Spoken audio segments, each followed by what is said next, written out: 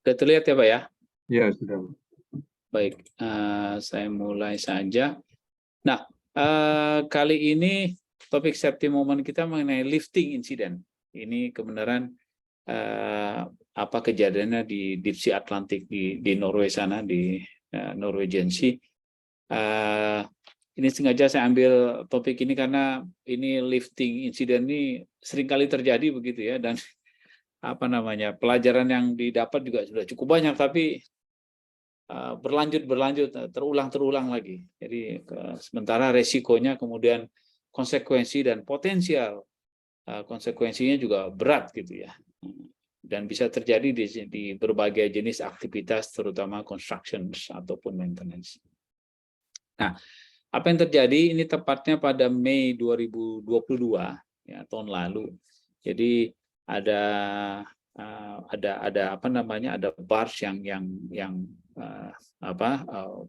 tugasnya itu dia mengangkat apa namanya, slip joint. Jadi kalau dilihat slip apa itu slip joint? Slip joint itu dia semacam apa, piece of pipe gitu ya. Dia biasanya digunakan untuk aktivitas di apa, subsea, di drilling, untuk terutama untuk di water biasanya digunakan untuk itu. Jadi slip joint itu dia menghubungkan antara apa namanya, wellbore ya, kemudian di atasnya BOP, kemudian ada tubing, kemudian ke atas lagi sampai ke wellhead. Nah itu sebelum naik ke wellhead itu ada riser gitu ya. Nah di antara riser sama ball jointnya itu ada slip joint namanya. Ini piece of pipe besar, ukuran besar. Dan ini lumayan berat begitu ya. Nah, slip joint itu dia kemudian diangkat sama crane yang berada di atas platform drilling rig itu ya. Cuman crane ini dia insufficient capacity, kapasitasnya nggak cukup begitu untuk mengangkat si apa namanya, si slip joint tersebut. Padahal kalau dia apa namanya, ada metode yang dilakukan supaya dia bisa mengangkat untuk ke berat tertentu begitu. Nah, kemudian slip joint tersebut diangkat ditaruh di atas bus, namanya itu steel mar, kemudian diangkat oleh si crane tadi. Sehingga tapi karena insufficient capacity dari crane-nya, dia drop, jatuh ke seabed, hampir mengenai dari sumur tersebut ya, sumur di bawah laut ya, di dalam bawah laut begitu. Ada BOP-nya lagi di situ, hampir kena. Nah, dari manifest dari si slip joint tersebut mengatakan bahwa beratnya itu 32 ton. Beratnya 32 ton, tapi ternyata kenyataannya bahwa si slip joint tersebut karena dia ada modifikasi dan sebagainya, dia ditambah dengan konektor dan sebagainya, itu beratnya 35 ton. Jadi bukan 32 ton lagi, tapi manifestnya ini 32 ton. Ini juga kita hati-hati kalau menerima manifest sesuatu equipment, itu mesti dicek lagi load testnya berapa gitu, yang benarnya berapa. Nah, ketika kejadian ini, jadi waktu mereka mau mengangkat itu sebenarnya dia menggunakan single fall mode. Jadi kalau mengangkat crane itu ada beberapa mode, ada 3 mode, ada single fall, ada double fall, kemudian ada 5 fall gitu. Jadi kalau single fall dia di satu string, kalau double fall dia pakai apa namanya, 2 string, kemudian kalau dia 5 ada tambahan stringnya gitu ya. Jadi untuk memperkuat liftingnya sehingga dia kapasitasnya itu cukup begitu untuk mengangkat beban tersebut.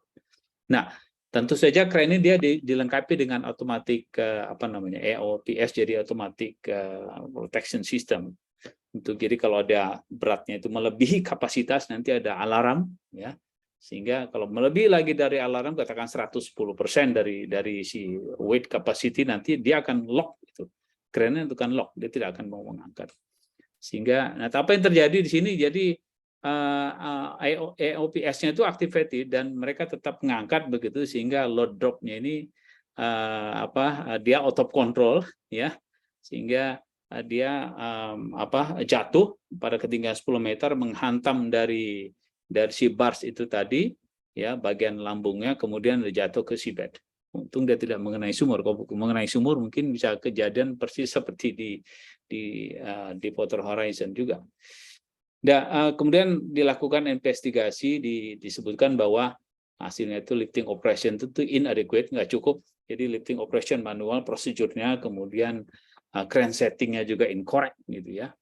Kemudian dia dioperasikan dari lebih daripada desain kriteria daripada crane tersebut. Untungnya tidak ada korban. Untung tidak ada korban, tapi kerugian material yang cukup besar, ya, terutama dari offshore crane sendiri, kemudian slip joint-nya itu jatuh, kemudian ship bulwark itu yang kapal tadi juga rusak begitu bagian atasnya, ya. Dan ini untuk ini saja untuk refresh saja, slip joint itu yang saya sebutkan tadi jadi part of the riser. Jadi kalau dari sumur kemudian ada tubing naik ke platform, sebelum ada riser itu ada slip joint, dia menghubungkan. Kompenser disebutkan kompenser dari vertikal maupun dari sisi, supaya dia nggak bergerak, si pipa tadi, tubing tadi nggak bergerak begitu. Jadi dia ada slip joint yang membuat dia kokoh. Kemudian tadi automatic overload protection system saya sebutkan tadi untuk crane, jadi mesti ada dilakukan untuk mencegah terjadinya overload. Nah, ada istilah itu HS. HS itu jadi gini, significant wave height. Jadi pada saat kejadian tersebut ternyata ombaknya itu lebih tinggi dari perkiraan. Karena waktu mereka menghitung mode dari slip fall itu tadi, si crane tadi, mode dari liftingnya itu perhitungannya ombaknya 1,8 meter. Ternyata lebih dari 2 meter. Nah ini kalau lebih dari 2 meter maka lifting mode-nya harus berubah. Jadi nggak bisa pakai single mode ataupun double mode, mungkin juga kurang ya. Jadi mesti ditambah. Sehingga kemudian ada lagi offshore crane tadi ini seperti di gambar ini ya, yang di starboard namanya itu di Deep Sea Atlantic itu, dia di sampingnya begitu, dia sistemnya itu electrohydraulic knuckle boom istilahnya. Jadi dia ada boomnya, kemudian ada up-nya lagi begitu. Ya, ini tipikalnya seperti ini. Nah, apa yang terjadi? Jadi insiden dari investigation itu resultnya begini. Sebelumnya si crane tadi dia sudah mengangkat 5 riser. Jadi 5 riser yang diangkat dari bars tadi ke mana ke drilling rig itu ada beratnya 13,5 ton. Nggak ada masalah. Dia menggunakan sistem single fall mode. Nah, kemudian waktu dia mengangkat si slip joint tadi, spesifikasinya kan 32 ton ya. Nah, dia menggunakan double fall mode, ya, double fall mode. Nah, kemudian ada maksudnya tadi kalau double fall mode itu jadi ada penambahan dari rope, ya, rope itu sling ya. Ya, sehingga menambah yang saya sebutkan tadi, menambah lifting capacity. Nah, kemudian kalau mengacu kepada standarnya si offshore crane tadi dari starboard side-nya Deep Sea Atlantic tadi, bahwa maksimum lifting capacity-nya itu kalau single fall itu 17 ton, kalau double fall 34 ton, kalau five fall 85 ton.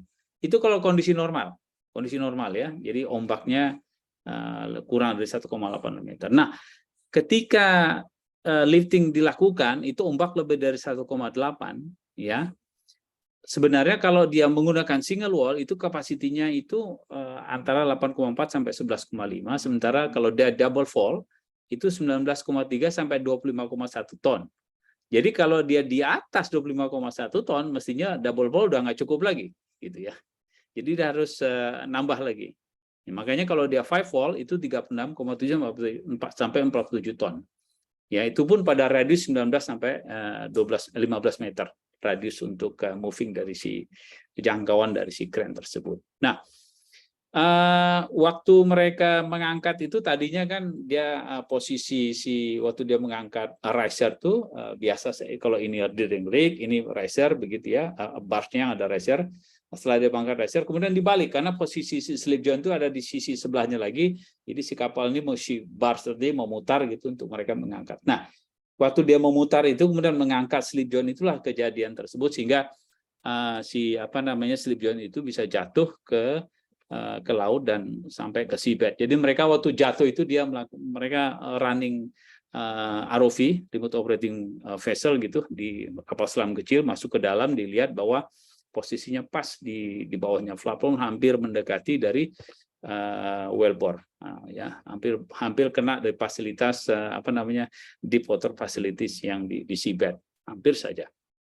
Nah, ya saya sebutkan tadi ya kondisinya sebenarnya 1,8 meter dari ombak tersebut waktu mereka melakukan assessment, tapi kenyataannya lebih daripada itu, jadi ada assessment yang kurang di sini. Nah,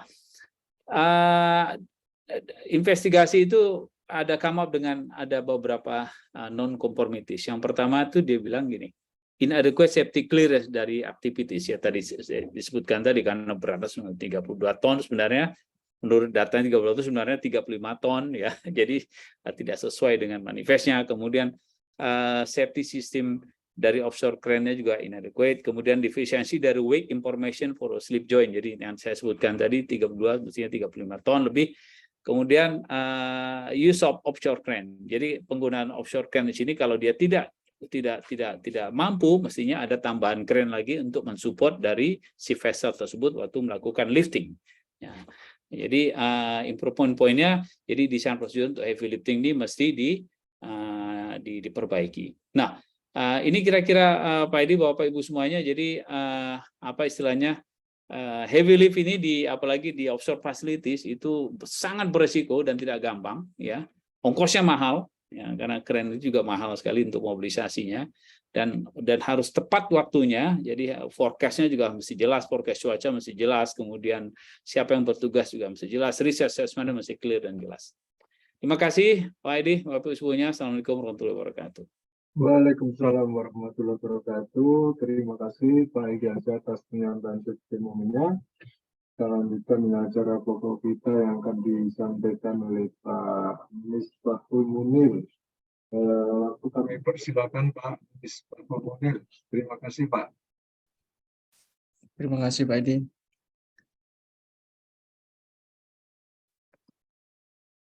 Assalamualaikum warahmatullahi wabarakatuh.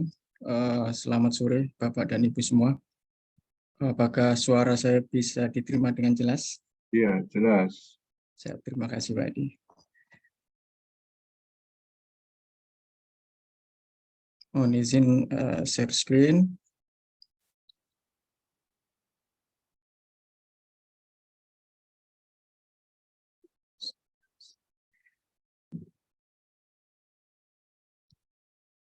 Baik, apakah presentasi saya sudah nampak?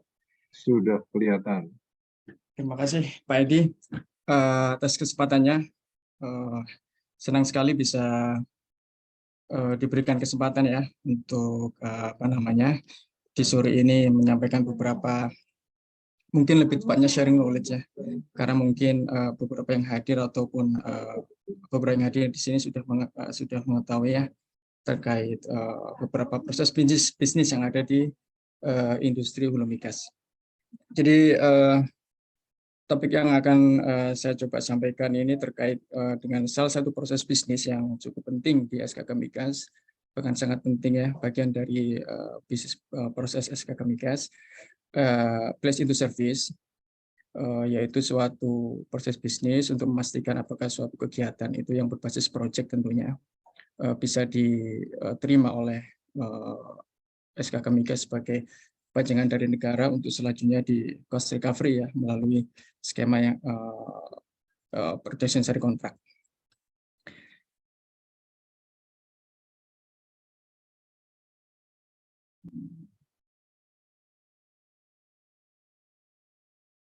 Oke, selanjutnya mungkin beberapa hal yang akan saya sampaikan di sini bisa saya sarikan, bahwa yang pertama mungkin akan sedikit menyentuh terkait proses bisnis utama di hulu migas seperti apa. Ini penting karena BIS berkaitan dengan proses bisnis yang yang ada di SKK Migas. Terus berikutnya kita akan berbicara terkait BIS secara khusus. Selanjutnya BIS secara spesifik lagi, mungkin lebih spesifik ya, karena BIS di SKK Migas itu dibawahi oleh beberapa fungsi. Jadi masing-masing fungsi memiliki tugas dan kewenangan atas usulan BIS dan persetujuannya sesuai dengan tupoksinya masing-masing. Dan di bagian terakhir nanti mungkin sharing ya,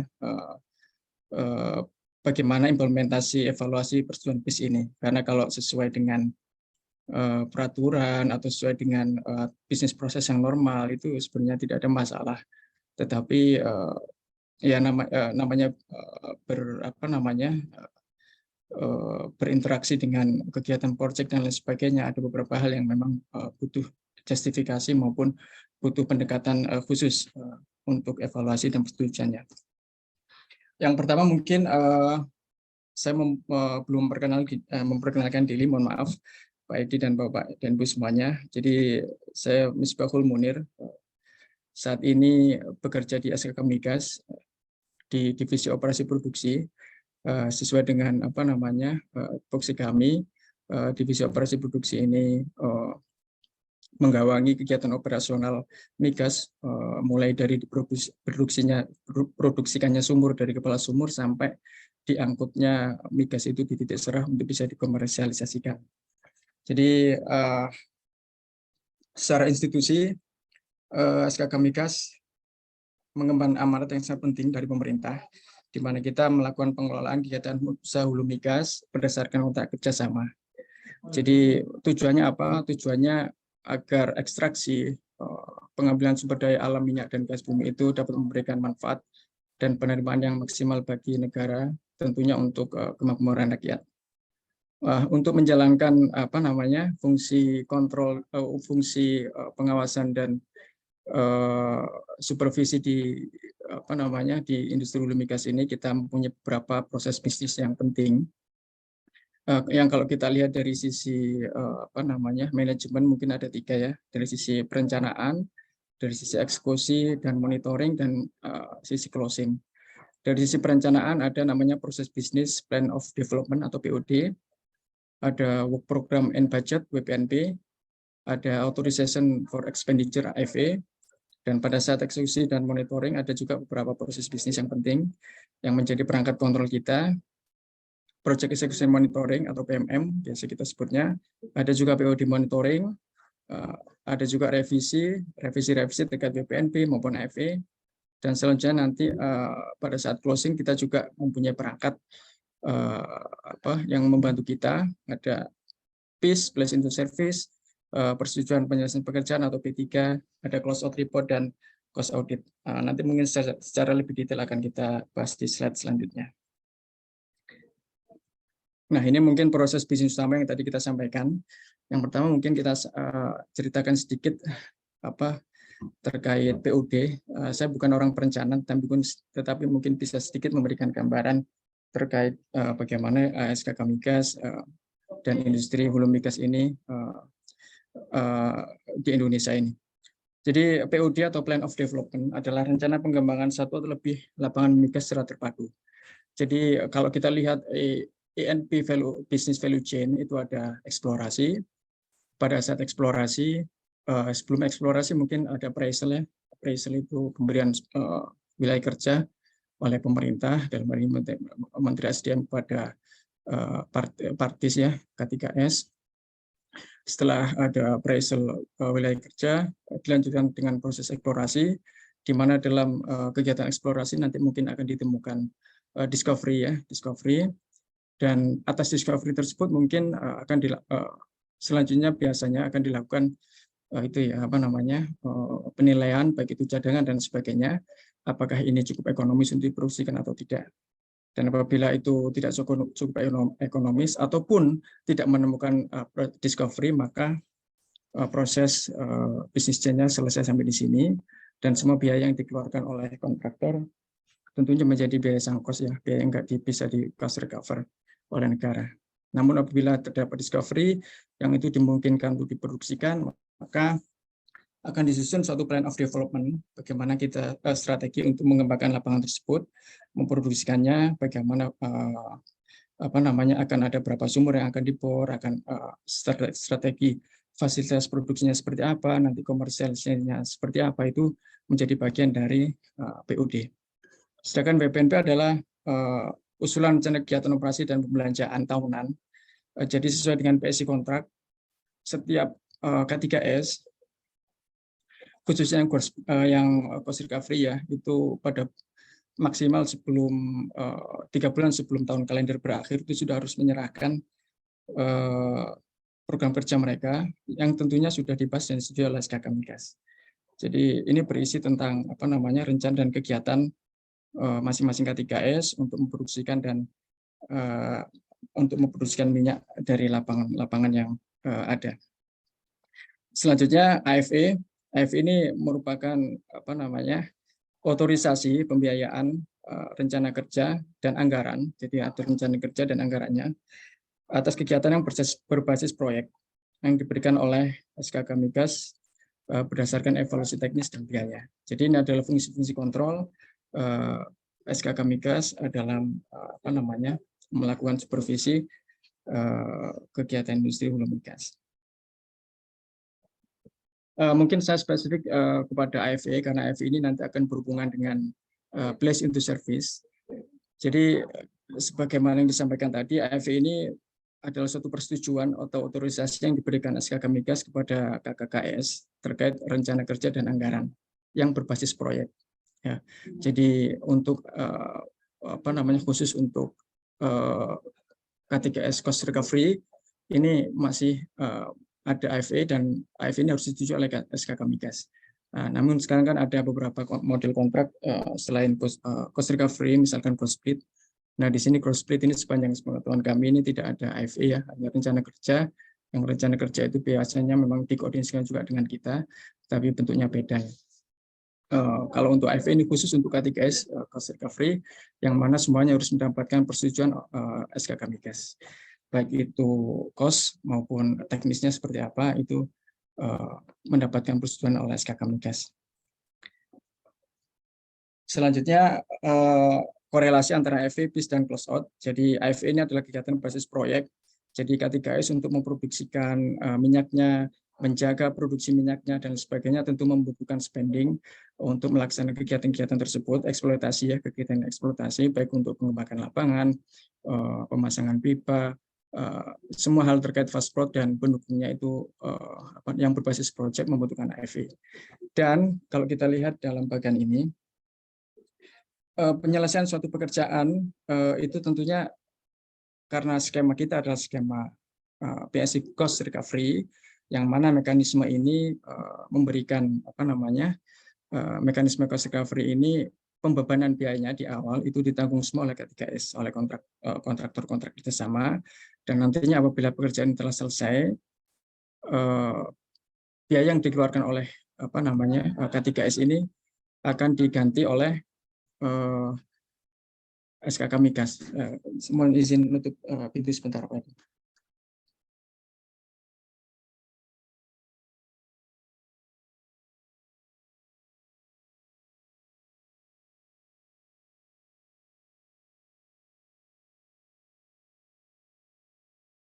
Oke, mohon maaf.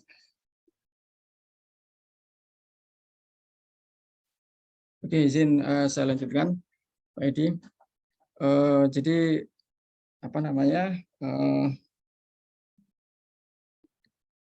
proses bisnis AFE, PIS, dan close out ini adalah proses bisnis yang saling berhubungan. Jadi pada saat perencanaan, K3S akan mengusulkan kegiatan-kegiatan yang akan dilaksanakan, yang tentunya ini berhubungan dengan bagaimana cara memproduksikan dan mempertahankan laju produksinya. Selanjutnya usulan mereka ini akan dibahas oleh fungsi teknis SKK Migas, dan pembahasan ini tidak hanya pembahasan teknis tetapi juga kewajaran biaya. Jadi teknis dan biaya juga dibahas, yang selanjutnya akan dikeluarkan persetujuan AFE-nya. Selama kegiatan pembahasan AFE ini, fungsi yang hadir dari berbagai divisi, mulai dari perencanaan maupun operasi, saling berkoordinasi memberikan justifikasi maupun masukan terhadap AFE. Tentunya AFE ini harus align dengan plan of development yang di awal telah disampaikan terkait skenario pengembangan lapangan. Plan development ini masih memungkinkan untuk kita sesuaikan karena plan of development kan PUD kan disusun pada saat appraisal ya, pada saat awal. Jadi asumsi yang dipergunakan mungkin berbeda dengan asumsi saat ini. Misalkan ada perubahan asumsi harga minyak sehingga di saat ini bisa dicari skenario yang lebih ekonomis, yang lebih menguntungkan bagi negara dan kontraktor, yang dulu pada saat penyusunan PUD mungkin asumsi-asumsi itu belum tampak, sehingga penyusuan-penyusuan seperti itu masih dimungkinkan. Yang perlu kita catat adalah setiap perubahan AFE maupun rencana pengembangan itu harus terus dikoordinasikan dengan fungsi-fungsi terkait sehingga tidak akan overlap maupun menyusahkan nanti pada saat kita melakukan closing atas suatu proyek. Jadi kalau kita lihat di sini fungsi PIS itu adalah untuk membuktikan bahwa suatu proyek yang sudah dibiayai, yang sudah disetujui AFE-nya itu sudah diselesaikan oleh kontraktor-kontraktor kerjasama, baik secara teknis maupun biaya. Jadi kita juga mengecek apakah biayanya itu sesuai dengan persetujuan kita. Kita dalam AFE ada toleransi berapa overrun cost dari proyek masih bisa diterima oleh SKK Migas.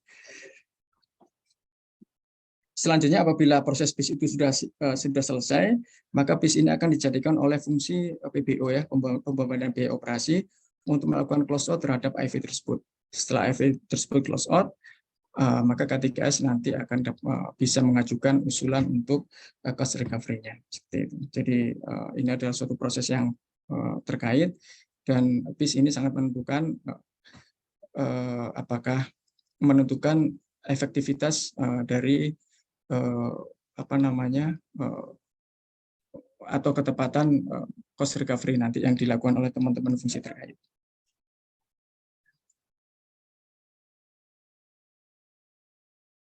Oke, mungkin selanjutnya ke PIS. Jadi secara spesifik, jadi place into service secara khusus mekanisme ini diatur oleh SKK Migas melalui PTK 033 revisi kedua tentang place into service tahun 2015.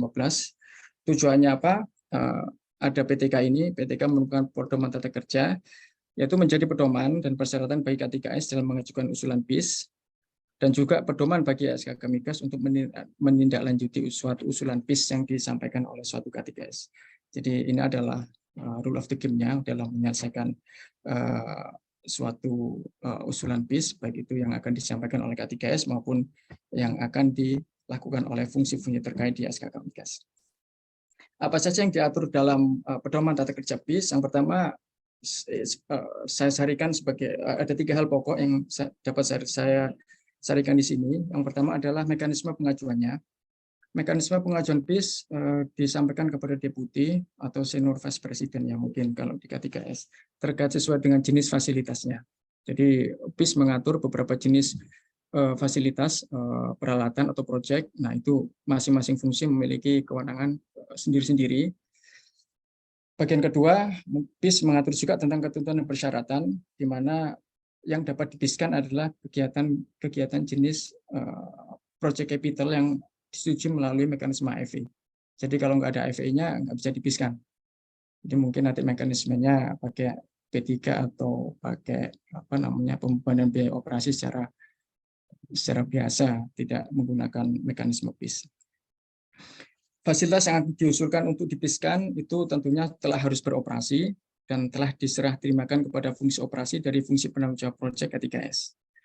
Tentunya berikutnya adalah memenuhi semua kelengkapan dokumen, baik itu dokumen administrasi dan teknis. Dokumen administrasi dan teknis yang dibutuhkan apa saja nanti akan kita bahas di lebih lengkap di slide selanjutnya. Bab ketiga yang bisa saya sarankan di sini adalah terkait PTK BIS juga mengatur tentang evaluasi dan persetujuan BIS. Jadi di sini di dalam PTK BIS juga kita mengatur bagaimana persetujuan BIS itu diberikan. Surat harus menjelaskan dengan detail hasil penilaian dan pemanfaatan fasilitas peralatan atau proses yang telah disesuaikan. Jadi berapa persen pekerjaan ini sudah diselesaikan, apakah ada ruang lingkup yang tidak diselesaikan, ataukah ada perbedaan ruang lingkup, semua itu harus bunyi dengan jelas dalam surat persetujuan BIS yang nantinya itu akan dijadikan sebagai dasar kapitalisasi, tentunya untuk cost recovery dan proses audit ya. Dan juga tanggal efektif BIS. Tanggal efektif BIS ini penting karena ini hubungannya dengan depresiasi. Jadi fungsi akuntansi dan terkait membutuhkan tanggal efektif BIS ini sebagai salah satunya sebagai faktor pembuahan depresiasinya. Jadi surat persetujuan BIS secara jelas akan mencantumkan hal tersebut.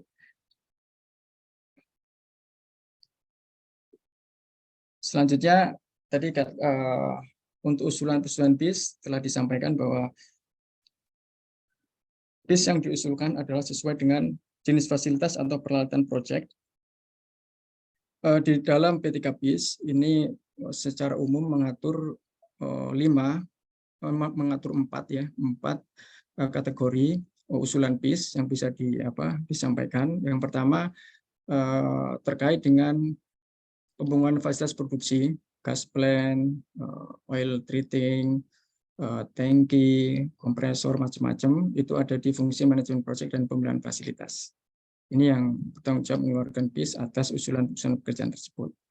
Selanjutnya untuk pembangunan well site surface facility, termasuk di dalamnya itu pipa alir sumur atau flow line, pipa injeksi sumur untuk pressure maintenance khususnya, dan pekerjaan-pekerjaan terkait metering, itu ada di fungsi operasi produksi. Di fungsi penunjang operasi ini lebih banyak ke fasilitas penunjang operasi, parts, alat transportasi, kapal, bangunan dan sebagainya. Sedangkan terakhir ada fungsi survei dan pemboran. Ini memutuskan persetujuan BIS terkait penggantian peralatan di kepala sumur. Ada satu fungsi dari SKK Migas, fungsi MSTI. Ini memutuskan persetujuan BIS untuk peralatan-peralatan seperti SCADA sistem, proses kontrol sistem, safety control system.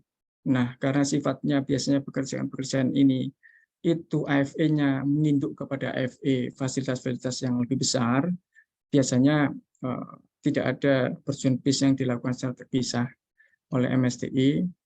Persetujuan BIS biasanya menginduk kepada persetujuan BIS kepada fasilitas-fasilitas besar di mana lingkup kegiatan seperti SCADA, kontrol sistem, safety control system itu menginduk menjadi bagian dari lingkup pekerjaannya.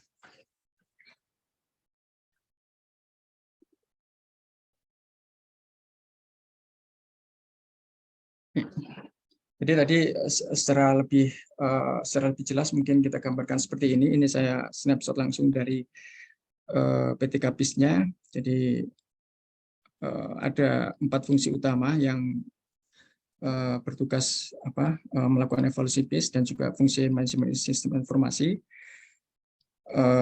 Masing-masing fungsi memiliki tupoksi sendiri-sendiri. Jadi K3S dalam mengusulkan usulan kegiatan yang akan di-BIS-kan itu harus jelas mau kemana BIS-nya ini. Karena kalau enggak bisa bisa bolak-balik karena tidak sesuai dengan jenis fasilitas yang dipropos untuk di-BIS-kan. Jadi ini mesti clear agar efisien dalam kegiatan BIS dan juga nanti close out-nya. Di sini ada beberapa kategorisasi untuk leveling persetujuan BIS. Ada kepala dinas atau senior manager, ada kepala divisi atau vice president dan sampai dengan senior vice president.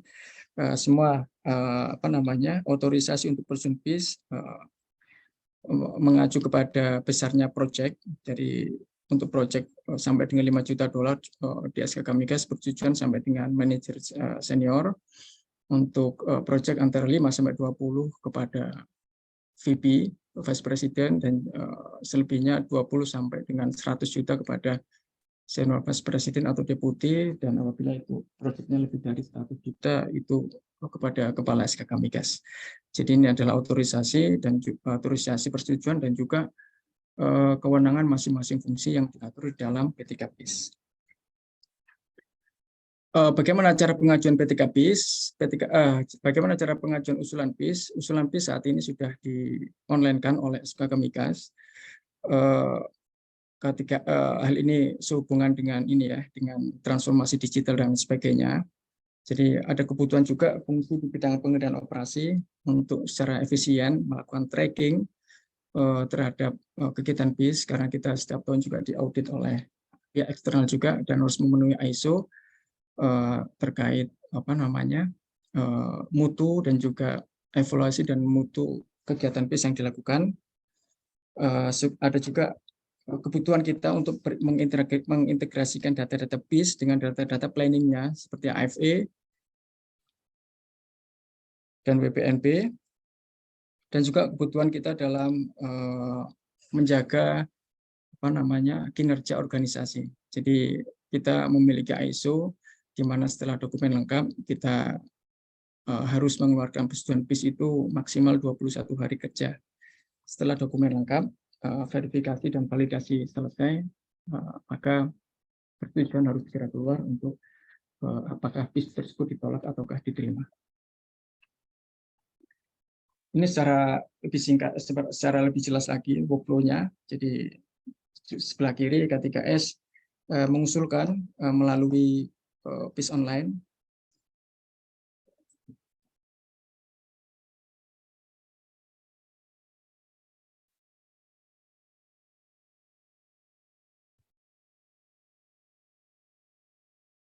Jadi K3S menyampaikan usulannya kepada SKK Migas melalui PIS online. Yang perlu diingat, dalam usulan PIS harus dilengkapi dengan surat permohonan usulan yang ditandatangani oleh manajemen K3S, General Manager atau Vice President terkait di lingkungan K3S. Selanjutnya SKK Migas atas usulan tersebut akan melakukan evaluasi. Yang pertama, pemeriksaan dokumen. Jadi dokumen-dokumen sebagaimana diatur oleh P3PIS harus diupload secara lengkap di database PIS, di dalam aplikasi PIS. Nah, apabila dalam hasil evaluasi dokumen tersebut masih ditemukan kekurangan atau justifikasi yang belum lengkap, maka dokumen tersebut akan dikembalikan dengan status revisi oleh SKK Migas. Dan apabila lebih dari 5 hari K3S tidak dapat menunjukkan atau menindaklanjuti kekurangan dokumen tersebut, maka otomatis usulan tersebut akan dikembalikan dan harus disampaikan kembali oleh K3S dengan surat pengantar yang baru. Jadi di sisi K3S PIC secara resmi harus ditunjuk oleh manajemen. Ini yang akan menjadi menjadi partner dari SKK Migas, di mana PIC ini tugasnya adalah memastikan bahwa segala kebutuhan dokumen maupun verifikasi yang diperlukan oleh SKK Migas dapat disampaikan melalui sistemnya, melalui sistem PIS online.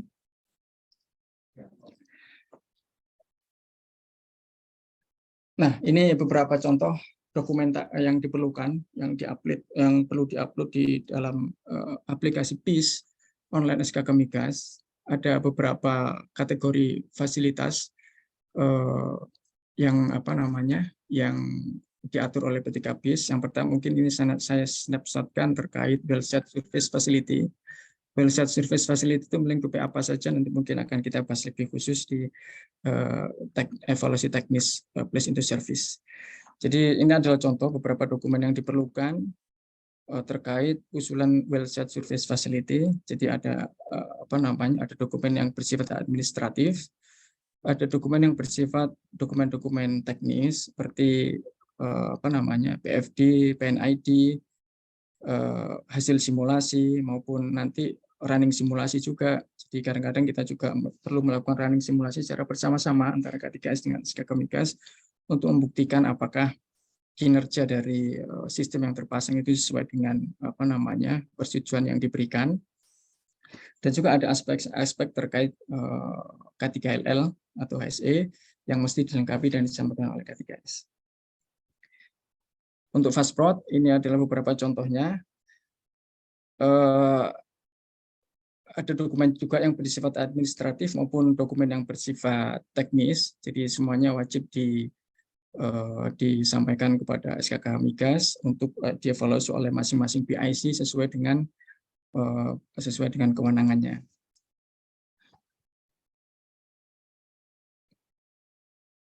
Nah, ini pendukung operasi.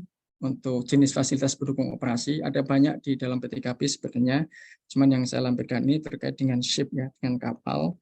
Jadi ada juga di luar kapal yang tentunya dokumen-dokumen dibutuhkan berbeda. Jadi kalau yang kebetulan kita snapshot ini adalah terkait dengan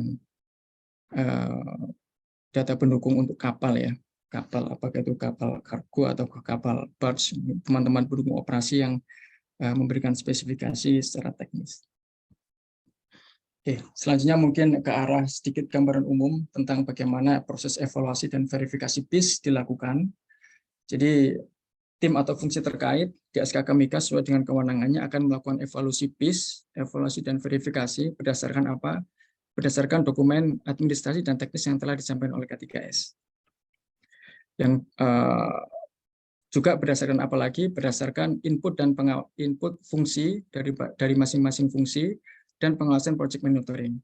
Jadi setelah AFE itu disetujui oleh fungsi perencanaan, selanjutnya AFE tersebut akan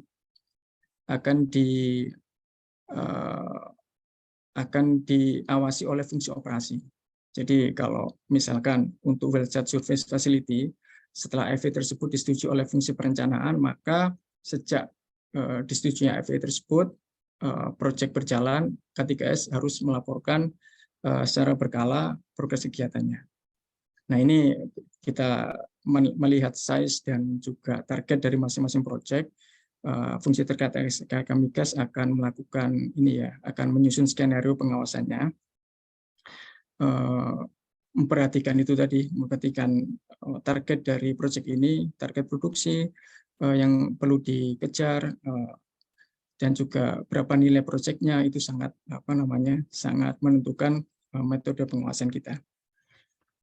Selanjutnya evaluasi BIS juga dilakukan dengan melakukan verifikasi lapangan, dan ini tentunya sesuai dengan keperluan karena proyeknya sangat banyak sekali.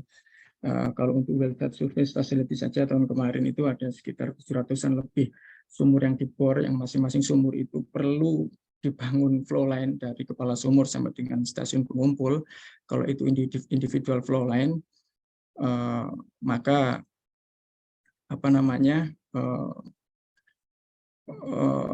verifikasi ke lapangan ini perlu memperhatikan itu tadi, target produksi sumur, katakanlah untuk sumur-sumur yang memang potensinya besar, dan juga kita perlukan bisa berproduksi cepatnya untuk menambah kontribusi kepada produksi nasional, maka mungkin kita akan banyak effort di sana.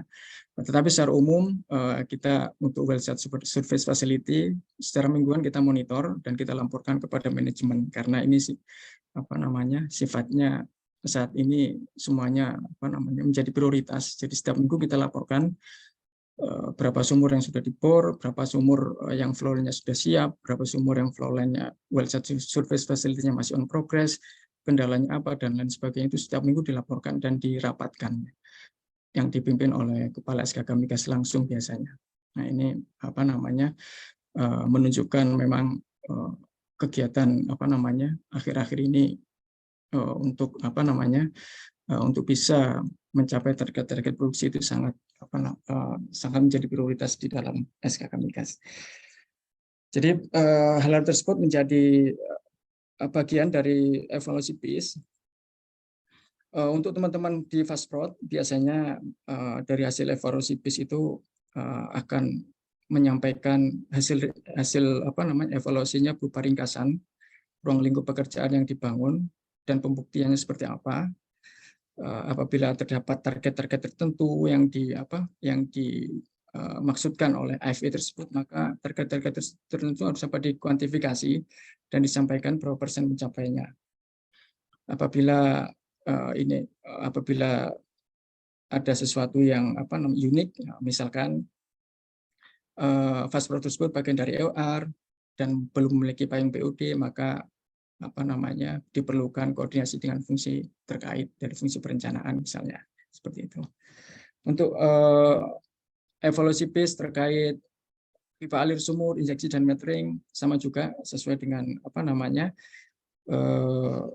sama dengan fungsi yang lainnya. Untuk evaluasi PIS nanti akan kita ringkaskan hasil evaluasinya seperti apa. Terus kita sampaikan juga perbandingan kinerja dan kapasitas penyaluran antara plan dan aktualnya seperti apa. Demikian juga dengan teman-teman penunjang operasi. Apa saja yang perlu disampaikan dalam hasil suatu evaluasi dan verifikasi PIS.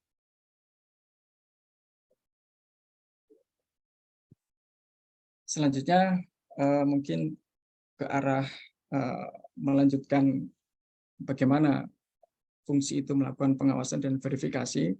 Tadi kita sampaikan kita memiliki beberapa tools, yaitu dokumen. Yang pertama dokumen disampaikan oleh K3S, maupun dokumen-dokumen hasil telaah internal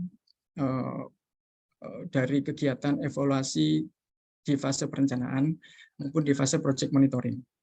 Jadi semua hal tersebut menjadi inputan bagi fungsi terkait dalam melakukan verifikasi, evaluasi dan verifikasi PIS.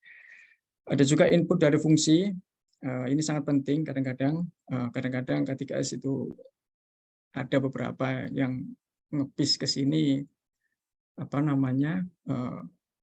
nggak dapat itu kan, pindah ke tempat lain itu kan. Bisa dilakukan ketika mungkin AFE-nya mix gitu kan. Mix artinya ada beberapa scope yang beririsan gitu kan. Nah, itu yang jadi nanti akan coba kita sampaikan di bagian study case ya, ketika ada AFE yang di dalamnya itu terdapat lingkup kerja yang ada beberapa fungsi itu sesuai dengan kewenangan PIS-nya ada di sana. Nah, siapa yang bertugas untuk mengevaluasi dan memberikan persetujuan? Hal seperti itu menjadi tantangan tersendiri ketika secara aktual ditemui di lapangan. Jadi tools kita juga selain dokumen, kita juga ada input fungsi, project meeting monitoring. Tentunya ini kita lakukan secara rutin. Rutin itu kita lakukan dan kita laporkan kepada manajemen, dan juga secara bulanan kita sampaikan juga summary-nya. Tujuan dari PMM ini di samping nanti untuk PIS, untuk keperluan PIS, kita juga butuh mungkin dari sisi dari sisi monitoring yang berjalan, kita bisa lakukan beberapa percepatan. Nah, kalau percepatan ini kan hitungannya kontribusinya bagus ya. Ketika kita bisa melakukan percepatan, maka itu juga bisa kita account sebagai hasil filling the gap ya. Katakanlah kita bisa memprediksikan lebih cepat suatu sumur, maka selisih kontribusi produksi dari percepatan tersebut bisa tentunya menambah kontribusi kepada pencapaian produksi nasional. Nah, kalau satu sumur, dua sumur, nah kalau banyak sumur dan hasilnya signifikan, tentunya di kondisi yang sekarang ini 100 BUPD, 200 BUPD itu sangat berharga sekali untuk bisa kita bantu proses percepatan maupun efisiensinya. Yang terakhir mungkin dari PTK PIS, di sana ada surat persetujuan PIS. Ketika proses evaluasi dan verifikasi telah diselesaikan, maka kewajiban SKK Migas adalah mengeluarkan surat place into service-nya. Apakah PIS tersebut diterima ataukah ditolak. Jadi yang pertama biasanya surat PIS itu akan menyampaikan dengan jelas apakah fasilitas yang dibangun telah sesuai dengan sasaran atau ruang lingkup. Apabila belum sesuai dengan ruang lingkup apa yang belum sesuai itu harus dituliskan dengan jelas. Nanti akan menjadi dasar kapitalisasi bagi rekan-rekan close out atau pembebanan biaya operasi untuk melakukan perhitungan lebih detail terkait angka-angka yang yang menjadi yang menjadi dasar juga untuk cost recovery ya. Berikutnya penyelesaian lingkup kerja. Ini lebih spesifik lagi realisasi dan perbandingan antara realisasi dan perencanaan dan realisasi. Yang ketiga tanggal efektif PIS. Tanggal efektif PIS ini dasarnya adalah pertama ketika SBSN mengusulkan tanggal efektif PIS-nya itu kapan. Nah, DCC Migas akan melakukan verifikasi apakah tanggal yang disampaikan oleh Katigas ini sesuai atau tidak. Itu berdasarkan hasil verifikasi baik dokumen maupun site visit. Jadi ada kalanya tanggal yang efektif PIS yang disampaikan oleh Katigas itu tidak bisa disepakati oleh SKK Migas. Nah, dalam hal ini SKK Migas akan menentukan tanggal efektif PIS dan ini bersifat wajib dan bersifat mengikat dan wajib diikuti oleh K3S.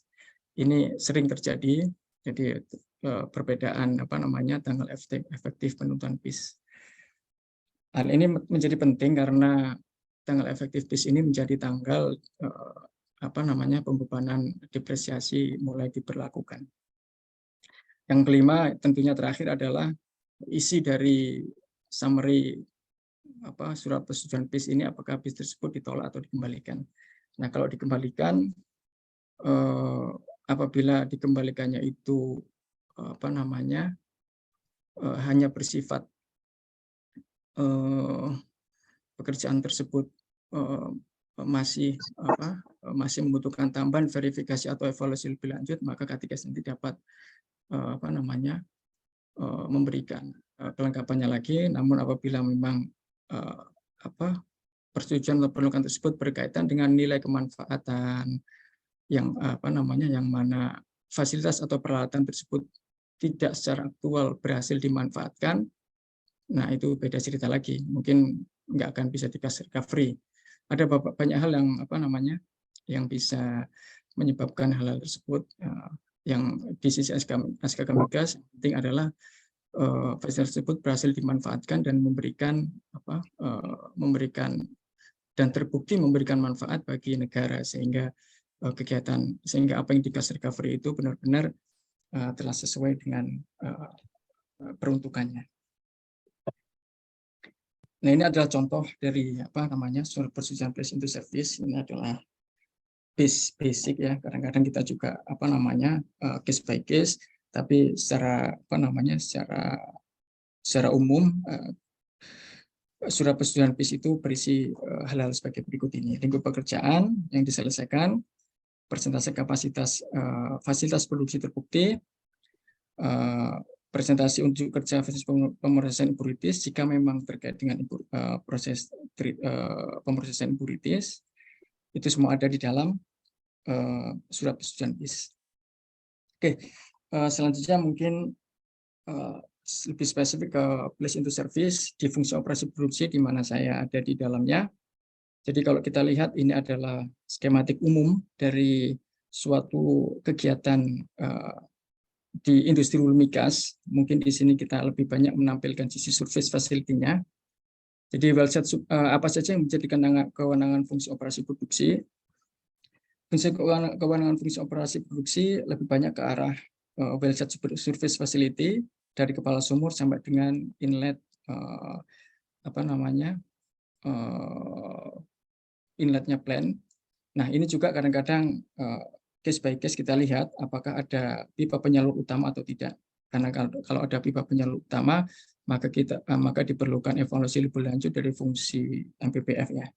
Karena scope dari wellsite surface facility sebenarnya hanya dari kepala sumur sampai dengan production manifold. Sedangkan setelah production manifold sampai dengan inlet plant-nya ini menggunakan trunk line itu berada di bawah kewenangan fungsi MPPF. Ini biasanya kita case by case. Kalau memang tidak ada terang lain di sana, kegiatan PIS langsung dapat diselesaikan oleh fungsi operasi produksi. Namun apabila ada terang lain yang menjadi bagian dari AFV-nya, akan kita lihat evaluasi lebih lanjut bersama dengan fungsi MPPF. Ada juga pipa alir yang berhubungan dengan pressure maintenance tentunya. Di sini ada pipa injeksi. Nah, kalau hubungannya dengan pressure maintenance itu berada di dalam kewenangan fungsi operasi produksi. Namun kalau untuk selain pressure maintenance, misalkan untuk air buangan dan lain sebagainya, itu berada di kewenangan fungsi POKM. Ada juga kewenangan fungsi operasi produksi di sisi metering, custody transfer point. Nggak hanya di custody transfer point sebenarnya, semua lingkup pekerjaan metering, kalau itu menjadi AV yang terbuka, maka PIS-nya berada di bawah kewenangan fungsi operasi produksi.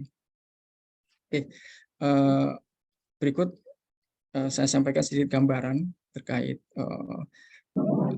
kegiatan evaluasi PIS di fungsi operasi produksi. Jadi kalau kita lihat di tahun 2023 ini kita memiliki target APBN minyak sebesar 660 barrel oil per day, sedangkan gas 660 mmscfd. Gasnya ini salur gas yang mesti dicapai oleh SKK Migas. Nah, tentunya dengan dengan jumlah yang besar ini, implikasinya adalah diperlukannya jumlah sumur tambahan untuk berkontribusi kepada produksi tersebut, kepada target produksi tersebut. Jadi kalau kita bisa sampaikan di tahun 2021, kita bisa melakukan tajak sumur sebesar 529. Angka ini bertambah menjadi lebih besar di tahun 2022. Dan apabila di tahun 2023 ini kita memiliki target produksi yang lebih besar lagi, maka tentunya implikasinya jumlah sumur yang harus kita bor lebih besar, lebih banyak. Dengan semakin banyak jumlah sumur, maka tentunya jumlah fasilitas wellsite surface facility yang mesti di-deliver oleh SKK Migas menjadi lebih besar juga. Nah, ini bisa kita lihat dari sisi monitoring mingguan maupun bulanan, maupun dari sisi jumlah usulan PIS yang masuk. Jadi di tahun 2021 itu sudah ada 157 PIS. 2022 kemarin 253 usulan PIS untuk wellsite surface facility. Artinya trennya semakin meningkat dengan semakin meningkatnya target-target produksi yang dicanangkan oleh pemerintah. Bagaimana SKK Migas memitigasi ini? Yang pertama, di awal tahun kita sampaikan edaran kepada masing-masing K3S bahwa K3S harus segera menyiapkan usulan PIS yang akan disampaikan kepada SKK Migas.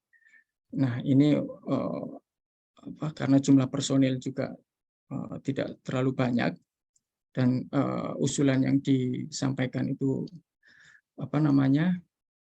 banyak. Ini belum ketika ada alih kelola seperti Chevron kepada BHR kemarin, itu jumlahnya sangat masif sekali. Ketika ada beberapa EV lama yang belum dipiskan, maupun beberapa EV PIS yang bersifat khusus, itu kan. Nah, itu hal tersebut membutuhkan evaluasi yang tidak usual, artinya membutuhkan evaluasi yang tajam dan juga cepat, namun tetap bisa dipertanggungjawabkan untuk untuk pertanggungjawaban kepada stakeholder nanti. Jadi setiap K3S sudah kita berikan edaran biasanya kalau nggak di Januari ya Februari untuk menyiapkan usulan PIS-nya, sehingga kita bisa memetakan mana-mana yang akan kita bahas, akan kita konsinyringkan, akan kita cek. Selanjutnya paling lambat K3S harus menyampaikan usulan PIS-nya itu di bulan November. Ini sebenarnya sudah sangat mepet sekali dan kebanyakan biasanya disampaikannya kalau nggak Oktober ya November. Sehingga banyak kejar-kejaran di akhir tahun untuk menyelesaikan kegiatan PIS ini. Lanjut. Oke, mungkin ini lebih detail lagi terkait wellsite surface facility itu lingkup pekerjaannya apa saja di dalam fungsi operasi produksi. Di sana ada pembangunan pipa alir sumur, pipa injeksi dan pipa gas lift. Di sana ada pekerjaan pipeline, pembangunan pipa, termasuk kegiatan wellhead hookup-nya ke kepala sumur. Di sana juga ada pekerjaan wellhead counterbalance dan instrumentasi, ada untuk well power generation dan power supply-nya, ada juga pemasangan flow meter untuk untuk well pad dan juga well site, valve fitting dan lain-lain sesuai kebutuhan operasional. Ini case by case, kadang-kadang ada yang butuh strainer, ada yang butuh tambahan safety device dan lain sebagainya. Nah, ini adalah lingkup pekerjaan dari well site service facility. Apa saja yang dilakukan untuk melakukan evaluasi well site surface facility? Yang pertama, kita lakukan evaluasi materialnya. Evaluasi material ini akan menjadi dasar kapitalisasi. Kita bisa lihat di MTO-nya. Kita akan memeriksa dengan detail SPL diagramnya, EFC diagramnya, dan juga isometrik. Hal-hal yang sudah kita standarkan dalam PTKP, semuanya kita cek dengan detail. Benar-benar detail, jadi bisa makanya jumlah kita minta bantuan kepada K3S itu untuk mengirimkan di awal, karena memang butuh waktu untuk melakukan evaluasi ini secara baik agar mutu dari hasil evaluasi juga bisa dipertanggungjawabkan. Kita juga melihat aspek flow assurance-nya dari pembuktian kapasitas penyaluran, apakah ada pressure drop, apakah secara spesifikasi masih memenuhi kriteria misalkan erosional velocity dan seterusnya. Kita juga melakukan pengecekan dari sisi pemenuhan aspek K3LL-nya, berita acara terkait dengan entity, dan juga penyaksian ketika pada saat POP atau POP sumur, potongan production sumur, dan juga assurance dari fungsi AC yang ada di K3S. Ini semua harus lengkap dokumen safety-nya. Kita cek juga manajemen project-nya. Nah, ini biasanya kita monitor dalam PMM, project monitoring meeting, tentunya melihat skala dari project dan juga target produksinya. Tidak semua kita lakukan PMM, hanya yang kira-kira memiliki implikasi besar baik dari sisi target produksi maupun biaya akan kita lakukan PMM. Kita akan juga mengecek berita acara penyelesaian pekerjaan dan juga berita acara teknikal lainnya seperti mechanical actual completion dan sebagainya. Metodologi evaluasi dilakukan secara top bottom, jadi kita akan melakukan pengecekan data terlebih dahulu, kelengkapan datanya, baru kita akan melakukan diskusi, verifikasi, dan evaluasi. Kadang kita lakukan verifikasi dan evaluasi dulu di internal, baru nanti akan kita undang K3S-nya, material dan kapasitas. Kita juga lakukan simulasi evaluasi flow assurance. Kita juga melakukan asesmen di HSE-nya. Jadi hal-hal tersebut kita pastikan sesuai dengan usulan yang disampaikan di AFE. Penjelasan dari masing-masing penjelasan dari masing-masing blok ini kita tuangkan dalam hasil verifikasi PIS. Jadi dari tingkat umum menjadi terperinci, kita sampaikan dalam suatu dokumen evaluasi PIS yang nantinya akan menjadi lampiran dari surat persetujuan PIS.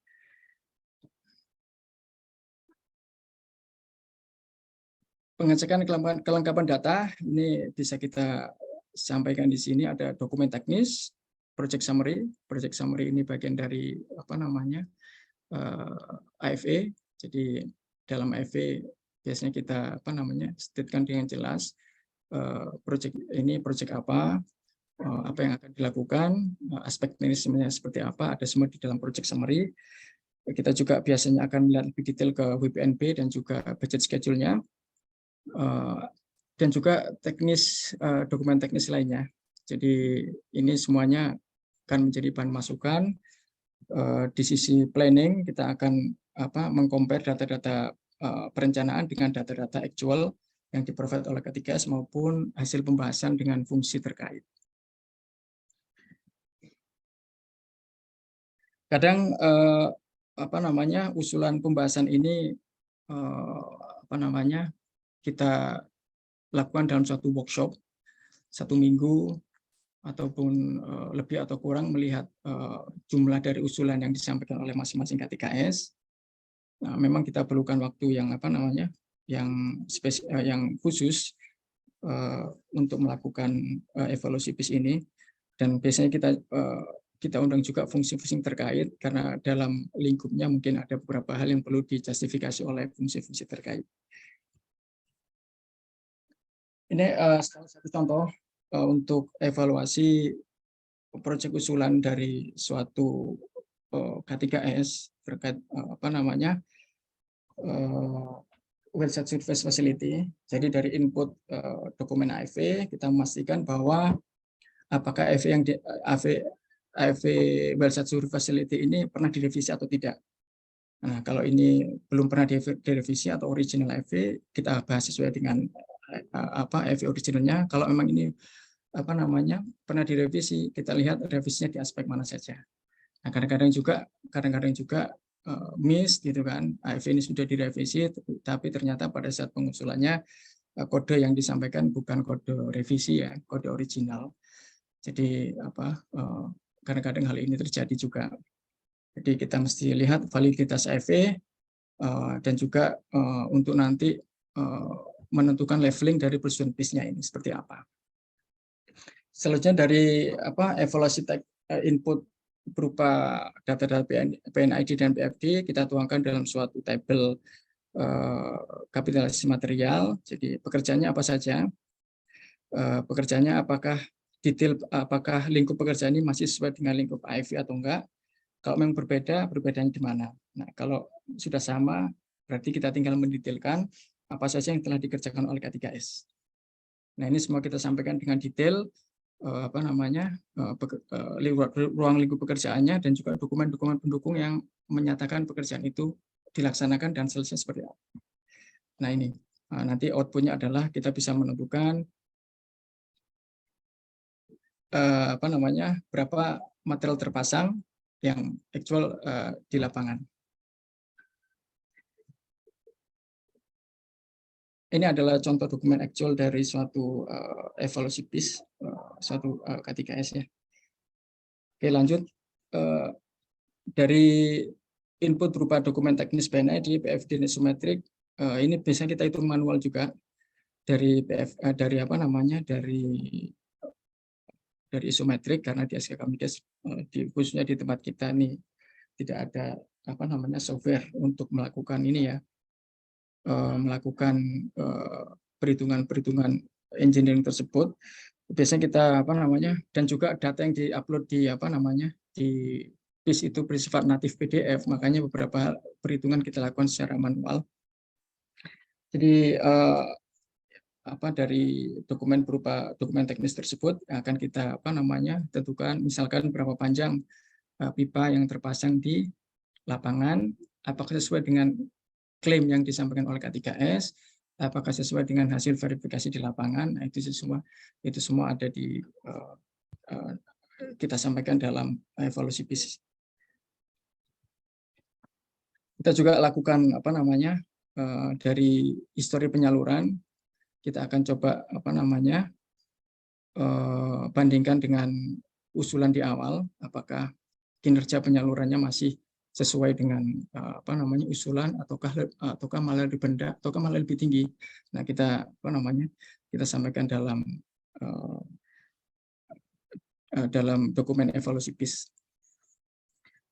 Kita juga lakukan simulasi flow assurance-nya, karena kadang-kadang untuk sistem jaringan yang commingle gitu kan, ketika satu sumur masuk dari sumur yang baru masuk, maka kadang-kadang juga terjadi back pressure sehingga aliran produksi dari sumur yang lain itu yang lebih yang lebih dulu mengalir itu kadang-kadang terkena back pressure, jadi nggak optimal. Nah, ini hal-hal seperti ini akan kita klarifikasi, akan kita simulasikan bersama dengan K3S pada saat pembahasan PIS maupun sebelumnya. Jadi kadang-kadang kita juga akan melakukan pembahasan pre untuk melihat pengecekan dan melakukan simulasi-simulasi awal.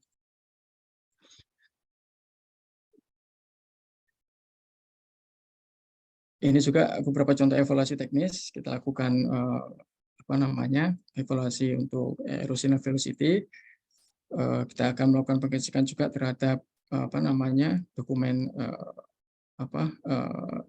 terkait dengan KTKLL-nya. Dan kadang-kadang untuk beberapa proyek kita akan hadir secara on-site untuk pengawasan POP sumur, port on production sumur pertama kali. Apakah secara overall sudah memenuhi kriteria untuk bisa kita produksikan dan seterusnya. Dari dokumen-dokumen proyek kita bisa mendetailkan kapan sebenarnya proyek itu selesai dilakukan dan handover dari pelaksana pekerjaan kepada fungsi penanggung jawab proyek di KTKS. Kapan sebenarnya fungsi penanggung jawab proyek di KTKS itu menyerah terimakan kepada fungsi operasi produksi. Itu semua harus dilengkapi dengan BA dan ditantangkan oleh PIC yang mempunyai otoritas di KTKS.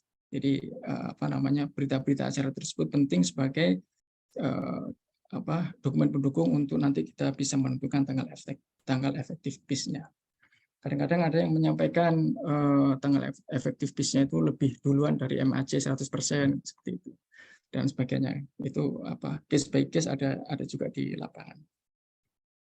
Nah, ini adalah contoh hasil evaluasi BIS. Jadi di dalam evaluasi BIS itu akan kita sampaikan dengan jelas kapan tanggal efektif BIS yang bisa kita sepakati, terus hasil perhitungan flow assurance kita seperti apa, dan juga berapa sebenarnya di sini ada juga estimasi biayanya seperti apa. Nanti estimasi biayanya akan dipakai sebagai ilustrasi teman-teman di PBO apakah ini overrun project atau enggak, gitu kan. Kalau overrunnya berapa persen. Oke, ini mungkin lebih ke arah beberapa hal yang itu ya, yang spesifik ketika evaluasi BIS tidak sesuai dengan maksudnya tidak quote and quote normal gitu kan dalam kondisi normal, yaitu ketika adanya peralihan pengakhiran wilayah kerja. Jadi pada case-case seperti ini kegiatan pemboran dilakukan pada saat mendekati end of termination date. Jadi kita minta K3S agar tetap komitmen kepada program-program untuk meningkatkan maupun menahan laju produksinya. Makanya kegiatan pemboran nggak boleh berhenti. Nah, case-nya ketika akhir kontrak wilayah kerja tersebut mendekati termination date-nya, maka akan ada potensi beberapa sumur yang dibor pada saat K3SA. Ini kalau case-nya ganti operator. Nah, nanti di POPK-nya pada saat sudah menjadi K3SB. Bisa K3S yang lain, bisa juga K3S yang sama, juga hanya berbeda terms of PSC kontraknya. Nah, hal-hal seperti ini nih kadang-kadang juga menjadi isu bagaimana kita mempiskan, padahal kan K3S-nya sudah berubah gitu kan. Pada saat dibor dan dipasang flow line-nya itu oleh K3SA dan belum selesai, namun nanti dipiskannya oleh K3SB, katakanlah dari K3SA yang sebelumnya cost recovery menjadi K3SB yang gross split. Padahal di gross split kan nggak ada mekanisme BIS, gitu kan. Nah, itu seperti apa? Hal seperti ini menjadi menarik,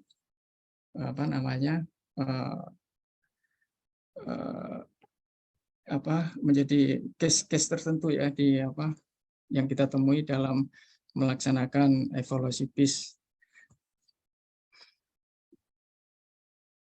Sumur dry hole. Nah, ini kegiatan pemboran dilakukan pada sumur tertentu. Ini salah satu case juga. Setelah kegiatan tersumur tidak ditemukan adanya aliran hidrokarbon sesuai dengan target pengeboran alias sumurnya dry hole. Nah, padahal di lapangan kegiatan pemasangan well surface facility telah selesai dilaksanakan, sudah di-hookup. Gimana ini? Nah, ini kan berarti well surface facility-nya belum terbukti untuk termanfaatkan. Apakah bisa dipiskan yang nanti bisa di cost recovery, padahal ini belum terbukti memberikan manfaat bagi negara karena sumbernya dry hole. Nah, ini juga beberapa case yang ada di lapangan terkait evaluasi BIS. Nah, ini juga mungkin ini terduplikat, mohon maaf. Nah, ini juga case juga PIS sumur-sumur lama.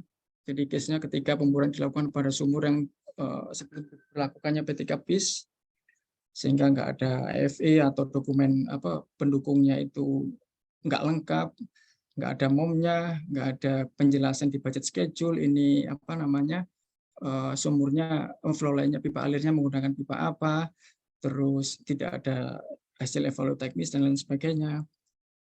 Nah, ini bagaimana kita mempiskan hal-hal seperti ini. Ini jadi case-case juga di di SKK Migas. Nah, ini juga salah satu contoh ketika ada usulan PIS dari K3S di mana ruang lingkup kegiatannya itu melingkupi beberapa skop. Contohnya di sana ada terang lain atau pipa penyalur utama. Padahal dengan jelas di dalam P3 PIS diatur untuk pipa terang lain itu ada di bawah kewenangan fungsi MPPF. Untuk pipa alir sumur ada di bawah kewenangan fungsi operasi produksi. Ada juga yang lingkup kegiatannya itu metering dan juga fasilitas pendukungnya. Misalkan di sana AFE-nya itu ada AFE untuk bangun sistem meter, ada juga untuk katakanlah untuk nambah fasilitas impurities, pemurnian hidrokarbon. Nah, itu gimana kita mempiskannya ini? Secara P3 PIS, meter ada di operasi produksi, tapi di sana ada fasilitas lain yang perlu dipiskan juga. Nah, mekanismenya dan persetujuan seperti apa? Siapa yang berhak mengeluarkan? Nah, ini kadang-kadang kalau nggak clear, jelas juga bolak-balik, SKK Migas, K3S, SKK Migas, K3S. Nah, ini juga ada contoh juga ketika untuk PIS-PIS cluster well. Jadi dari satu well pad ada beberapa sumur, 5-4 sumur gitu kan, yang sekuensial. Sumur A dulu dibangun, diselesaikan, ngalir sumur B dan sebagainya. Ini gimana ngepisnya ketika salah satu sumur katakanlah dry hole gitu kan, ataukah salah satu sumur nanti dipiskannya belum bisa diperbaiki saat ini, masih memerlukan kegiatan tambahan, kegiatan sumur tambahan, misalkan perlu dibor perlu dikompresi di lapisan lain. Nah, ini kan menunda menunda proses persetujuan dan evaluasi PIS. Bagaimana kita menentukan tanggal efektif PIS-nya. Seperti itu. Ini beberapa contoh dari dinamika yang terjadi secara aktual dalam melaksanakan evaluasi PIS. Secara umum evaluasi PIS itu akan lancar apabila penyelesaian pekerjaannya itu sesuai dengan ruang lingkupnya. Jadi tidak ada perubahan ruang lingkup, material spek pipa yang dipasang juga sama, tidak ada penambahan, katakanlah enggak yang di usulan awalnya itu enggak ada flow meter, kok tiba-tiba ada flow meter gitu kan. Gitu. Pokoknya sesuai dengan persetujuan itu akan cepat evaluasinya. Nah, namun berbeda ceritanya ketika ruang lingkup kegiatan ini enggak sesuai dengan persetujuan AFE-nya, terus ada juga relasi biaya yang lebih besar dari persetujuan. Ini biasanya terjadi ketika pada saat project monitoring tidak disampaikan progresnya atau memang tidak disampaikan sama sekali kalau ada kendala atau case gitu kan. Di akhir-akhir baru disampaikan. Nah, ini juga juga menjadi tantangan juga pada saat evaluasi PIS, dan juga seringkali terjadi dispute atau perbedaan dalam penentuan tanggal efektif PIS antara SKK Migas dan K3S. Nah, mungkin ini slide terakhir Pak Edi. Nanti mungkin sisa waktu mungkin bisa dipergunakan di sesi diskusi. Terima kasih. Baik, terima kasih Pak Misbahul Munir atas penyampaian paparannya. Sangat rinci jadi panjang lebar nih. Kita lanjutkan dengan pertanyaan-pertanyaan. Mulai dari pertanyaan Pak Adi. Untuk SDM PTK 007 apakah termasuk dalam lingkup PIS? Terima kasih. PT 007 itu lebih ke arah pengadaan, Pak ya, ke arah procurement dan lain sebagainya. Kalau P3 PIS itu P3 033, jadi saya pikir berbeda ya, berbeda peruntukannya. Tetapi dalam satu bisnis value chain tentunya saling berkaitan. Contohnya saat ini itu kita masih melakukan pengeboran di mana pengeboran itu nanti butuh flow line ya, butuh pipa alir dan sebagainya yang mesti itu perlu di-manage dengan baik ya, ketersediaan materialnya. Jangan sampai nanti ngebornya selesai, sumurnya nggak bisa di-BOP-kan karena pipanya nggak ada, kurang. Nah, mungkin relasinya di sana ya, di sisi supply chain-nya itu perlu juga dimonitor. Tapi ini di bawah fungsi dan kewenangan teman-teman di fungsi lain, Pak Edi. Mungkin seperti itu, Pak Edi. Baik, berikutnya dari Pak AJN. Bila suatu usaha IOR dari KPKS ternyata tidak memberikan peningkatan produksinya, apa kosnya bisa diganti lewat BIS? Terima kasih atas penjelasannya. Ya, kalau IOR dan lain sebagainya itu kan biasanya mestinya sudah ada di POD-nya, Pak ya. Semestinya sudah ada di POD, dan kalau belum ada di POD, nah ini yang perlu perlukan justifikasi oleh fungsi terkait.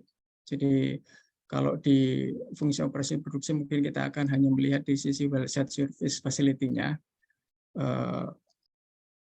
Kalau case sumur itu dry hole dan lain sebagainya, ini sebenarnya masih bisa kita diskusikan lebih lanjut, karena kita memang mengeluarkan suatu peraturan ya, suatu guideline kalau sumur itu dry hole dan sebagainya, itu cara ngepisnya gimana. Nah, itu masih butuh beberapa diskusi lanjutan dengan fungsi perencanaan, karena mungkin sumur itu dry hole itu kan nggak semata-mata dry hole, tapi mungkin ada hidrokarbon tapi nggak ekonomis untuk kita produksikan, atau atau masih diperlukan pekerjaan sumur lebih lanjut. Nah, itu biasanya fungsi operasi produksi akan berkoordinasi dengan teman-teman perencanaan, tentunya dengan K3S-nya juga nanti kita diskusi. Kalau untuk bagaimana IOR itu apakah bisa digandingkan dengan BIS, tentunya saya nggak bisa memberikan jawaban Pak Edi. Ini perlu duduk dengan teman-teman perencanaan seperti itu. Baik, berikutnya dari Pak Joni Aritonang. Izin tanya terkait pengeboran sumur saat ini, apakah ada data jumlah sumur di seluruh Indonesia yang masih menghasilkan dan tidak menghasilkan atau sumur mati? Satu persatu, sebagian-sebagian. Ya, kalau jumlah sumur pastinya saya nggak hafal. Mungkin teman-teman di kinerja sumuran yang hafal, tapi semua itu ada, karena setiap setiap 1 bulan sekali K3S itu kita wajibkan untuk mengirimkan data low end of performance sumur mereka. Jadi dari situ semestinya bisa kita rekap. Cuman untuk pastinya berapa sumur yang on dan off saya nggak megang datanya, ada di teman-teman kinerja sumuran. Kami satu divisi, cuman lebih spesifik mungkin teman-teman kinerja sumuran yang mengetahui jumlah pastinya, Pak Edi. Seperti itu, Pak Edi. Baik. Kemudian bagaimana proses mengatasi pencemaran lingkungan di wilayah pengeboran? Apakah memakai standar ISO dalam mengatasi pencemaran lingkungan? Ya, saya pikir teman-teman di K3S sudah sudah paham sekali dengan itu ya, prosedur K3LL-nya. Jadi kalau spesifik ke pengeboran, mungkin teman-teman divisi OPPS, operasi pengeboran dan operasi survei dan pemboran lebih mengetahui, tapi saya yakin teman-teman sudah bekerja sesuai dengan ketentuan yang dipersyaratkan. Jadi untuk aspek K3LL mestinya sudah diperhatikan, Pak Edi. Baik. Berikutnya, apakah BIS digunakan juga untuk mengatasi bencana dalam proses pengeboran sumur tersebut? Terima kasih. Saya pikir beda Pak, beda peruntukan. BIS ini hanya untuk memastikan bahwa setiap pekerjaan yang berbasis proyek berbasis project yang memiliki AFE tentunya ya, itu apa namanya telah terbukti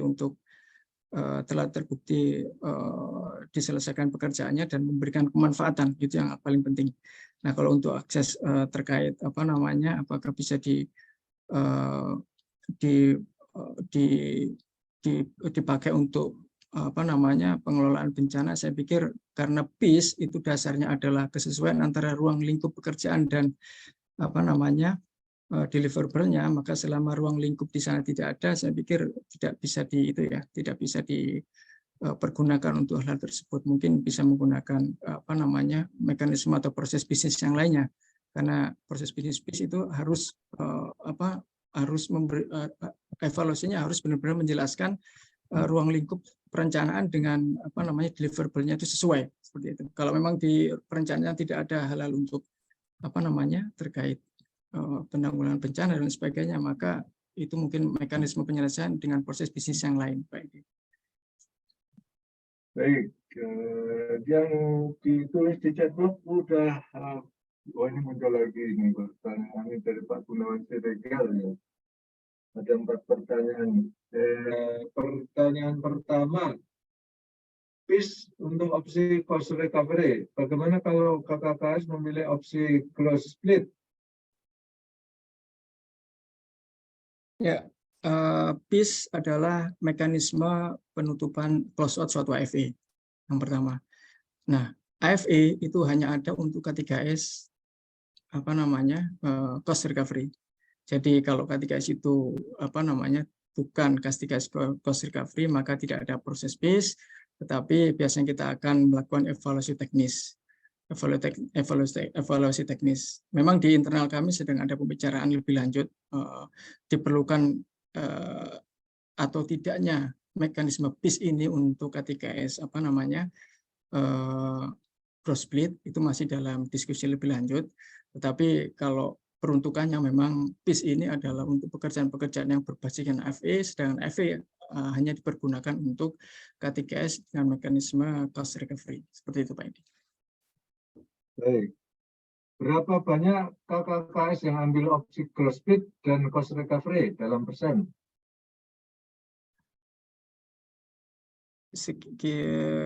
Roughly Pak, mungkin saya nggak bisa menunjukkan dengan pasti, tetapi saya masih bisa menyampaikan lebih dominan K3S yang apa namanya dalam sisi jumlah itu K3S yang cost recovery Pak itu.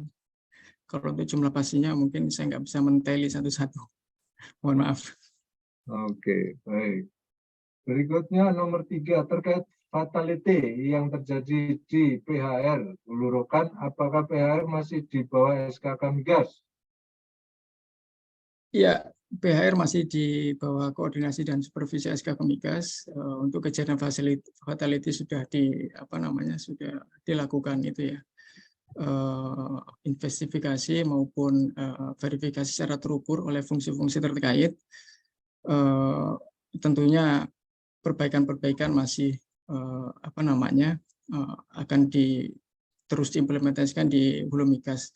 Ini tentunya agar bisa mencapai target produksi sesuai dengan yang disyaratkan oleh pemerintah, dan juga tetap memperhatikan K3LL, itu yang utama. Baik, berikutnya yang nomor 4. Untuk Hulu Migas berapa perbandingan dalam persen untuk offshore dan onshore? Terima kasih. Perbandingan secara K3S Pak Dia.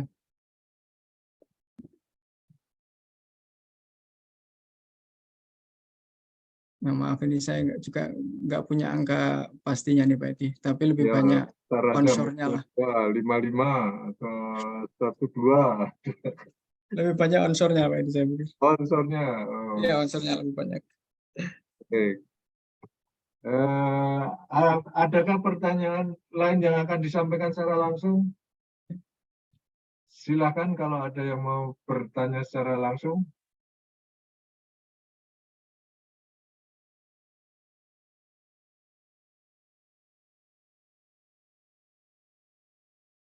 Kalau nggak ada pertanyaan lagi, kita akhiri acara sore hari ini.